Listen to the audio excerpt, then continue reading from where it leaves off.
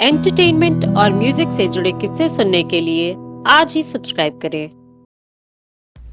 Early 70s वो दौर था जब सचिन देव बर्मन साहब और उनके बेटे R.D. बर्मन साहब दोनों एक संगीतकार के तौर पर बहुत काम कर रहे थे।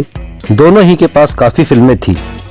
यहाँ गौरतलब बात यह है कि बेशक सचिन देव बर्मन साहब और R.D. बर्मन साहब स्वतंत्र रूप से अलग अलग संगीत दे रहे थे, लेकिन दोनों का ऑर्केस्ट्रा एक ही था, यानी म्यूजिशियंस और साजिंदों का ग्रुप एक ही था, जो दोनों के लिए सचिन देव बर्मन साहब के लिए और R.D. बर्मन साहब के लिए साज बजाते थे। फिर एक दिन ऐसा हुआ जब एक गीत की रिकॉर्डिंग के लिए किशोर दा अवेलेबल थे, लता जी अवेलेबल थी, सचिन देव बर्मन साहब अवेलेबल थे। अवेलेबल नहीं थे तो वो लोग अवेलेबल नहीं थे जिन्हें अलग अलग साज बजाने थे, क्योंकि म्यूजिशियंस और साजिंदों का पूरा ग्रुप R.D. बर्मन के साथ बॉम्बे से सैकड़ों मील दूर मद्रास में था। फिर कैसे रिकॉर्ड हो पाया किशोर दा और लता जी का ये सुपरहिट डुएट? कौन सा है ये गीत? सचिन देव बर्मन साहब के वो पड़ोसी कौन थे जिनकी वजह से इस गीत की रिकॉर्डिंग संभव हो पाई?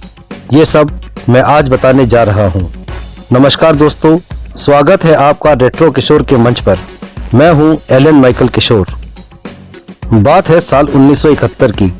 सचिन देव बर्मन साहब म्यूजिक तैयार कर रहे थे फिल्म तेरे मेरे सपने के लिए। फिल्म के निर्माता निर्देशक थे विजय आनंद जी और लीड रोल में थे देव आनंद साहब और मुमताज जी। उसी पीरियड में R.D. बर्मन साहब south west banner Gemini studios की फिल्म लाखों में एक का संगीत तैयार कर रहे थे। लाखों में एक के निर्देशक थे S.S. बालन जी और फिल्म में लीड रोल में थे महमूद साहब, प्राण साहब और राधा सलूजा जी।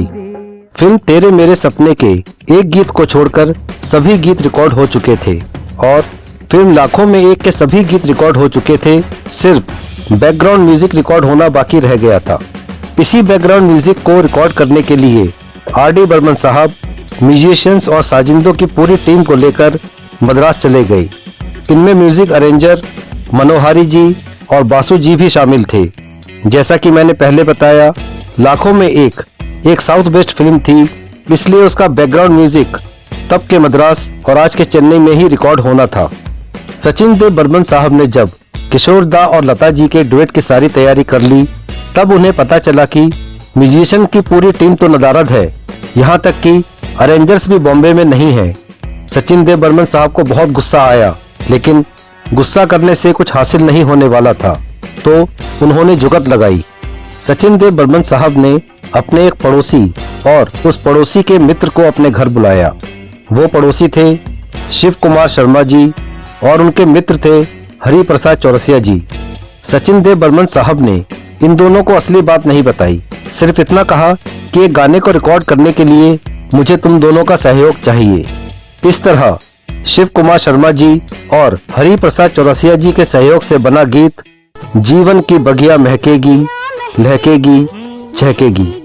फिल्म तेरे मेरे सपने के लिए किशोर दा और लता जी का गाया ये गीत अगर आप ध्यान से सुनेंगे तो पाएंगे कि इस गीत में बहुत कम साज बजे हैं।